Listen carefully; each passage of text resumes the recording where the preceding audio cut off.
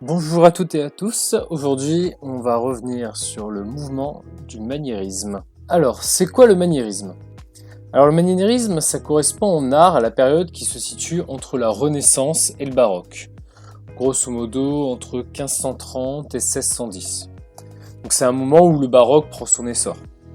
Donc pendant longtemps, c'est une période qui a été considérée par l'histoire de l'art comme une deuxième renaissance. Le terme, lui, de maniériste a souvent été utilisé dans un sens plutôt péjoratif. Il servait à critiquer notamment une sorte de manque de réalisme dans les dispositions de différentes figures, un manque de précision au niveau de l'anatomie, et puis des poses qui sont souvent jugées assez artificielles. C'est un style qui a fini par être reconnu, notamment au XXe siècle, mais ce courant, au final, il est reconnu pour être l'un des premiers à s'écarter des différents canons de beauté et de commencer à proposer au final une vision très subjective faite par les différents artistes. Il y a plusieurs éléments qui ont permis au final l'émergence de ce mouvement. Donc il y a évidemment l'épidémie de peste qui a eu lieu en 1527 en Italie. Il y a eu aussi le sac de Rome la même année. Ça a provoqué une rupture avec l'esprit de la Renaissance. Donc deux événements qui marquent une rupture avec cet idéal d'harmonie. On arrive au XVIe siècle dans une ère où il y a plutôt des soupçons. On est plutôt convaincu qu'il y a une montée de la décadence, une dégénérescence. Et après les différentes découvertes faites à la Renaissance, on se retrouve dans un climat beaucoup plus austère, plus inquiétant. Donc c'est un climat assez incertain dans lequel le maniérisme va se développer. On a quand même aussi une crise intellectuelle. Il y a Giordano Bruno qui va créer le matérialisme alors que Galilée remettait en question le fonctionnement de l'univers. Politiquement, il y a les invasions françaises, il y a la domination espagnole, le siège de Florence, il y a énormément de luttes politiques. C'est aussi une énorme crise économique puisqu'il y a les routes commerciales qui sont déplacées. Il y a beaucoup de changements dans la société, aussi au niveau religieux, la réforme protestante. On a la création du Concile de Trente. Donc c'est en parallèle à ce climat d'inquiétude, tout qu'en 1520, en Italie, il y avait une opinion prédominante qui était que la peinture avait atteint son apogée avec les artistes Michel-Ange, Raphaël, Titien, Léonard de Vinci. Et donc on avait réussi à résoudre le problème du dessin, que celui-ci ne représentait plus aucune difficulté, on était arrivé à une perfection de la beauté et de l'harmonie, on était même allé au-delà de la représentation des différentes statuaires de l'Antiquité. Donc c'est aussi cette énorme admiration pour les générations précédentes qui a créé aussi une vague de découragement des différents jeunes artistes. Ces artistes ont fini par essayer de faire une imitation qui a déjà été faite, donc dessiner à la manière de Michel-Ange, à la manière de Raphaël. C'est ainsi que leur représentation a par la suite donné le nom de maniérisme. Après, il y en a aussi d'autres qui pensaient que l'art avait abouti à une fin, c'était une impasse, et maintenant il fallait avoir recours à autre chose qui était l'imagination. Il fallait réussir à étonner, il fallait trouver l'inouï dans la représentation. Alors le mot maniériste, lui, il renvoie au mot manière, qui renvoie à la main. Ça implique qu'on est ici face à une subjectivité de l'artiste qui est en priorité. Donc c'est la subjectivité et l'expressivité qui importent. Donc c'est un art de la sensation, de l'émotion, plutôt du sentiment. On va essayer de rechercher une certaine élégance, de faire certains raffinements, de chercher aussi l'insolite et l'effet de surprise. Le maniérisme, lui, il est quand même créé dans un cadre qui est plutôt celui des différentes cours de princes. C'était donc un public plutôt d'aristocrates, plutôt cultivé.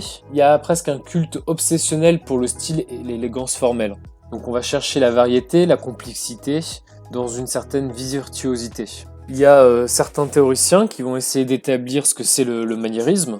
Donc on a par exemple Giorgio Vasari, qui croyait vraiment en l'excellence de la peinture, et que celle-ci exigeait un certain raffinement, de la richesse au niveau de l'invention, et vraiment une technique virtuose, ce qu'on appellera la maniera.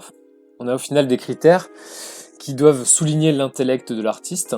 On a aussi Gian Paolo Lomaso. Donc lui, il a produit deux œuvres, une pratique et une métaphysique, ont contribué à définir la relation consciente de l'artiste maniériste à son art. Donc les artistes jouent au final avec les différentes règles, ils essayent de varier leur représentation de la perfection, vont essayer de rivaliser au niveau de la virtuosité, vont varier les formes, les différents canons. Et on a progressivement des corps qui vont s'allonger, qui vont prendre des positions élégantes. On va se retrouver face à des peintures avec des couleurs extrêmement acidulées, comme on peut le voir chez les artistes tels que Pontormo et Rosso, qui sont deux grands peintres florentins du maniérisme sur lesquels on va revenir. Avant de revenir sur les différents artistes, on va faire un petit tour notamment par le maniérisme en France, puisque le maniérisme c'est avant tout un courant italien, mais qui s'est aussi développé en France. Notamment, on peut en voir de nombreuses traces au château de Fontainebleau. François Ier avait d'ailleurs appelé Rosso Fiorentino en 1532 afin de réaliser l'aménagement de la galerie François Ier et va monter au final un dispositif maniériste. Donc Rosso Fiorentino, c'est à l'origine un élève de Pontormo, et c'est lui qui apporta le maniérisme florentin à Fontainebleau. Et il devient par la suite l'un des fondateurs du maniérisme français au XVIe siècle, qui sera connu sous le nom d'école de Fontainebleau. Dans le maniérisme, il y a aussi le cadre, qui va devenir autonome et qui va commencer à se charger de nombreux motifs décoratifs. Donc on a au final un foisonnement des espaces qui va prendre une grande importance et va produire un effet sur le spectateur pour répondre à une variété au niveau de la représentation du luxe, mais aussi en passant par le luxe des différents matériaux utilisés. Quelques exemples de ces artistes du maniérisme. On a Jacopo da Pontormo, qui lui va montrer des couleurs assez incongrues dans ses œuvres, une manipulation assez incohérente au niveau du temps et de l'espace. Par exemple, dans Visitation, les contours sont linéaires, on se retrouve avec des plis au niveau des tissus qui sont assez complexes, les drapés, eux, sont au final sans texture, les couleurs sont vraiment acidulées justement. Comme on peut le voir aussi sur la déposition, ici dans Visitation, Marie et sa cousine, qui sont représentées, sont deux figures qui sont en fort, elles évoquent la maternité, et les deux suivantes sont trop liées aux deux protagonistes et leur ressemblent énormément. On a ici peut-être face à une double représentation de Marie et Élisabeth, une fois de face et une fois de profil. Autre exemple de l'œuvre de Pontormo avec Martyr des 10 000. Donc ici, on a vraiment la quintessence des éléments du maniérisme, qui se concentre notamment ici sur l'horreur et la violence. Il y a énormément de nus dans des attitudes extrêmement complexes et qui sont là pour mettre en avant le talent de l'artiste à dessiner ces différentes figures.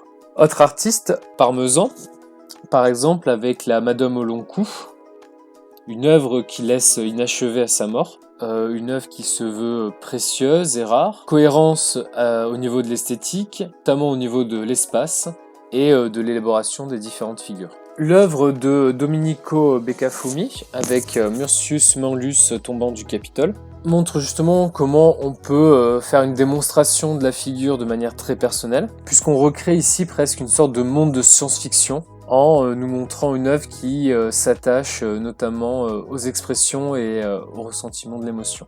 Avec Saint-Michel qui chasse les anges rebelles du paradis, celui-ci nous montre une peinture justement de la culpabilité, mais elle vaut aussi pour sa complexité, son raffinement et de son travail plastique. On a au final un rejet des structures spatiales qui est assez clair, un goût pour des poses qui sont exacerbées, des configurations assez étranges, puisqu'on a une anatomie humaine qui prend une place capitale et repense justement les préoccupations des maniéristes. Le corps, il obéit ici aux lois de l'art et on est sur des postures assez itératives.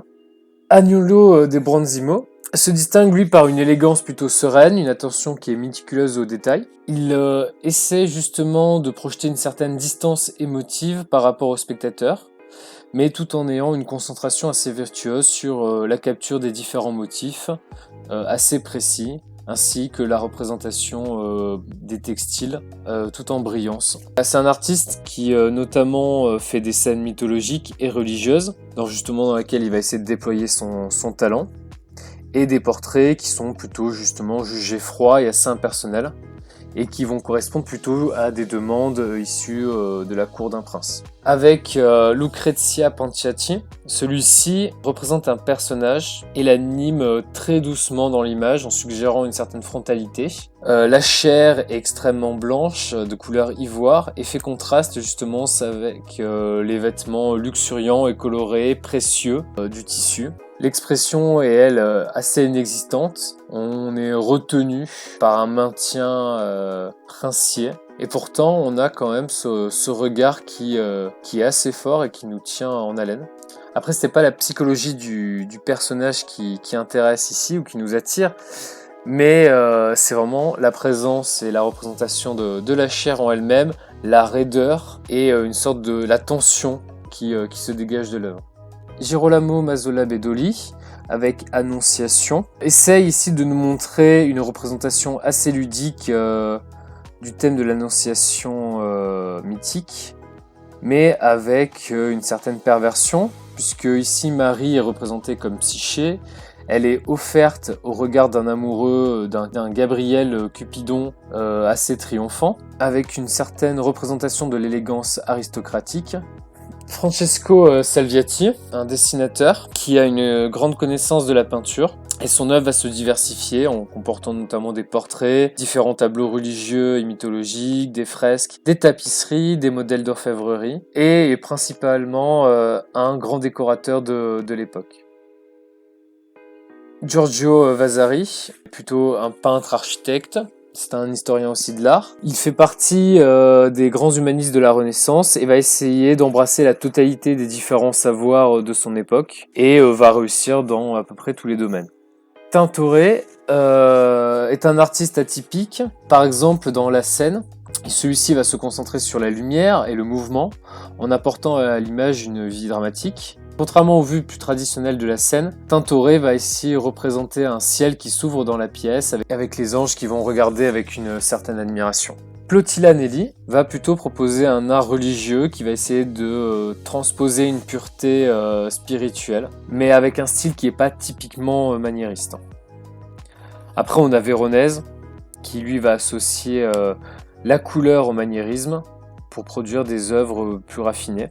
Gréco, qui va tenter, lui, d'exprimer une émotion religieuse avec des traits exagérés. Donc il va chercher à déformer délibérément les proportions dans l'espace des corps, avec justement une anatomie qui va être plutôt allongée et torturée, une perspective et une lumière assez irrationnelles, et une iconographie obscure et troublante. Donc on a des figures qui sont étirées. Certains ont même dit que le style du Gréco était un symptôme de folie, même si pour l'artiste il s'agit plutôt de intérioriser les couleurs pures sur des fonds sombres, avec une lumière semblant provenir de l'au-delà.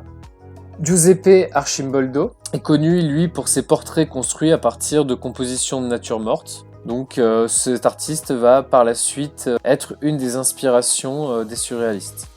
Alessandro Allori, avec Susanna et les aînés, va elle montrer un érotisme latent avec des détails de nature morte qui sont consciemment brillants, avec une composition qui va être encombrée et tordue. Benvenuto Cellini, avec la Cellini Salcelor d'or et d'émail en 1540, représente Poséidon et Amphitrite en des positions inconfortables, des proportions allongées, et va être considéré comme un des chefs-d'œuvre de la sculpture maniériste. Joachim Watteau continue jusqu'à la fin de sa vie à peindre dans un style maniériste, en ignorant l'arrivée du baroque qui arrivera par la suite, et devient alors le dernier artiste maniériste important à travailler. Donc il va représenter des grandes scènes avec des natures mortes et des scènes mythologiques, et de nombreuses petites peintures et de coffrets qui sont exécutés en cuivre, avec la plupart la présence de la nudité. Donc le maniérisme prendra fin avec l'arrivée du baroque et était un peu une préfiguration des tendances qui allaient venir par la suite. Donc c'est un courant qui a vraiment mis du temps à avoir ses lettres de noblesse. C'est un mouvement qui n'est pas facile à resituer. Alors ces artistes, bien que partant l'origine de l'imitation des grands maîtres du Quattrocento notamment, vont finir par devenir des sources d'inspiration pour de nombreux courants picturaux et sculpturaux dans les années à venir, avec une première ouverture à une peinture qui ne va plus être seulement dans l'imitation de la nature, mais l'imitation des représentations, une réinterprétation de la représentation des différentes figures, des décors, des espaces, de la lumière, etc. Bien, j'espère que cette vidéo vous aura intéressé. N'hésitez pas à me conseiller en commentaire un mouvement en particulier qui vous intéresserait. Sur ce, je vous souhaite de rester créatif. Au revoir.